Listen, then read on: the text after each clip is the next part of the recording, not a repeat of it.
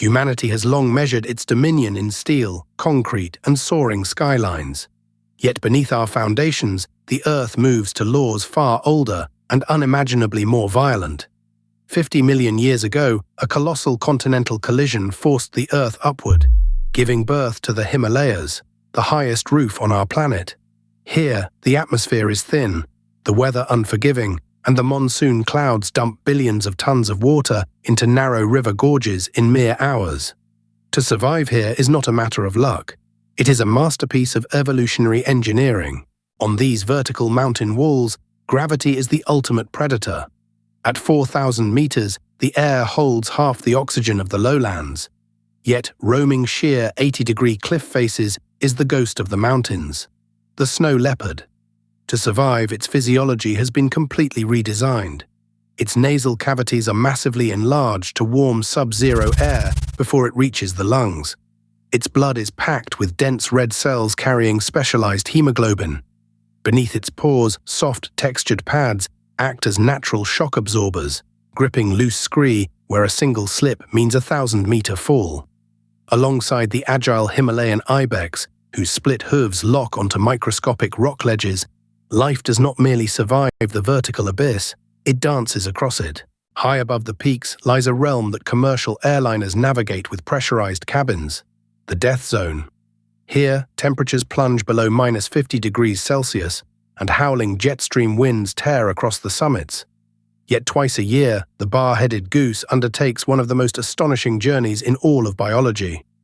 Flapping their wings tirelessly across the peaks of Mount Everest at 29,000 feet, their flight muscles are threaded with the densest capillary network known to science.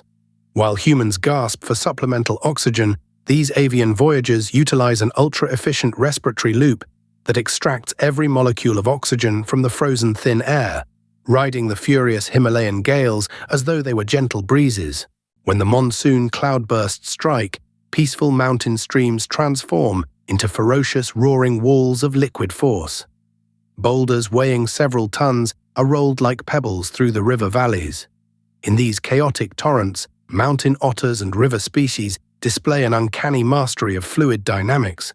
Their streamlined bodies cut through torrential hydraulic turbulence with zero resistance, protected by a dense, dual-layered coat of 1,000 waterproof hairs per square millimeter. But their true superpower is sensory. Micro-mechanoreceptors in their whiskers and skin detect subterranean pressure shifts in the water, allowing them to seek safe high ground hours before the wall of water arrives. Long before the mountains tremble or the earth gives way, the wild world is already listening. Hours before a tectonic fault slips or a massive landslide breaks loose, deep subterranean stress generates micro-vibrations, infrasound waves oscillating below 20 Hz, completely inaudible to human ears. Yet across the hills, wildlife reacts. Birds take flight en masse, ascending into safe air currents. Mammals possessing specialized Pacinian corpuscles in their footpads that detect minute seismic acoustic waves through bone conduction abandon low-lying valleys. Where human technology scrambles for early warning, evolutionary biology has been calibrated to Earth's acoustic pulse for millions of years. In an era where humanity often seeks to bend nature to its will, the wild teaches an eternal truth. The Earth cannot be conquered. It can only be respected. From the aerodynamic wings that defy jet stream storms to the subterranean senses that predict the Earth's movements, nature's greatest power is not brute strength. It is adaptability, resilience, and harmony with elemental physics. When the storm clears and the mist lifts over the peaks, one lesson remains written across the mountains.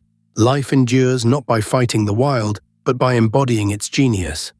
This is the untamed spirit of our planet. This is Life is Wild.